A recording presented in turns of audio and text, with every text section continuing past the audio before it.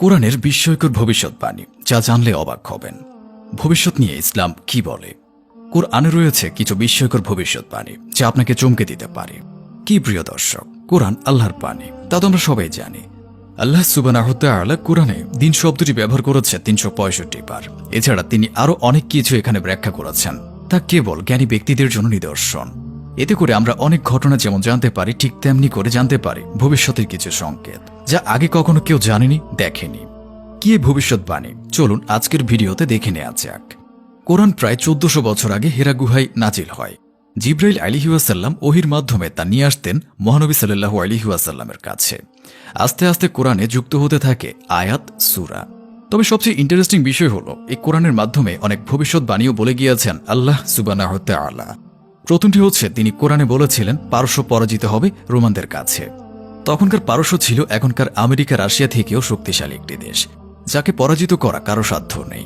কোরআনে যখন এসেছিল পারস্য পরাজিত হবে, তখন পারস্যের লোকেরা হাসাহাসি করতে লাগলো খবরটি নিয়ে।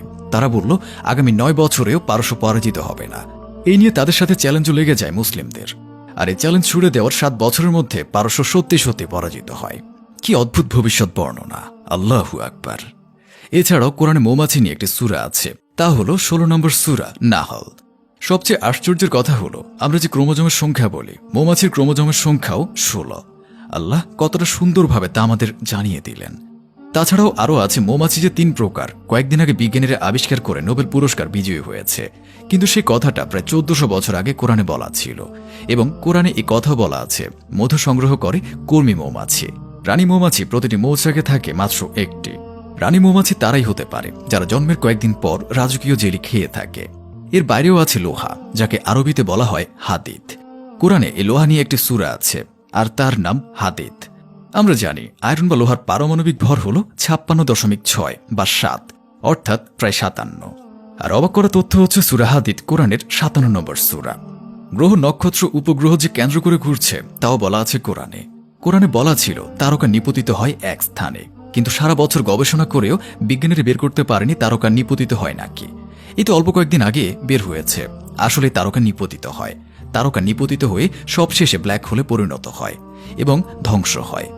আল্লাহ কোরআনে বলেছেন, তোমরা এই পৃথিবীর মাত্র অল্প কয়েকটুকু জানো। আসলে তা বের করেছে বিজ্ঞানীরা।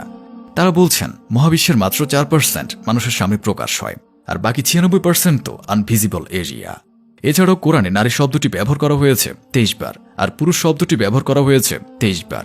আর আমরা তো জানি মানুষের ক্রোমোজোম থাকে ২৩ জোড়া, অর্থাৎ এক জোড়া বাবা থেকে আর অন্য জোড়া মা হতে। মিলল তো?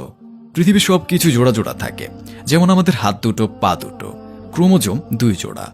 পজিটিভ নেগেটিভ মিলে নিউট্রাল আয়ন হয় কিংবা মোল হয়। কোরআনে মাসের আরবি শব্দ ব্যবহার হয়েছে ১২ বার, দিন ব্যবহার হয়েছে ৩৬৫ বার। আর সবচেয়ে মজার ব্যাপার হলো, কোরআনে বলা হয়েছে যখন মানুষের চক্ষু স্থির হয়ে যায় তখন তার মৃত্যু হয়। আর আমরা খেয়াল করলে দেখব, কোনো রোগী যখন মারা যায় তখন ডাক্তাররা রোগীর চোখে টর্চ লাইট দিয়ে দেখেন তার চোখ কি স্থির হয়েছে কিনা। সচরাচর কি হয়, চোখে লাইট পড়লে আমাদের চোখ ছোট হয়ে যায়, কিন্তু মৃত্যুর পর তার ছোট হয় না, স্থির থাকে। তাই তো বলা হয়েছে মৃত্যু যখন হবে তখন চক্ষু স্থির হয়ে যাবে। আল্লাহু আকবার। এত কিছু দেখার পর আমরা হেদায়েত হতে দূরে পড়ে আছি। আমাদের ভিতরাত্মা এখনো জাগ্রত হয়নি, এখনো আমাদের মাঝে আসেনি আল্লাহ ভীতি। কেন ভাই আমার?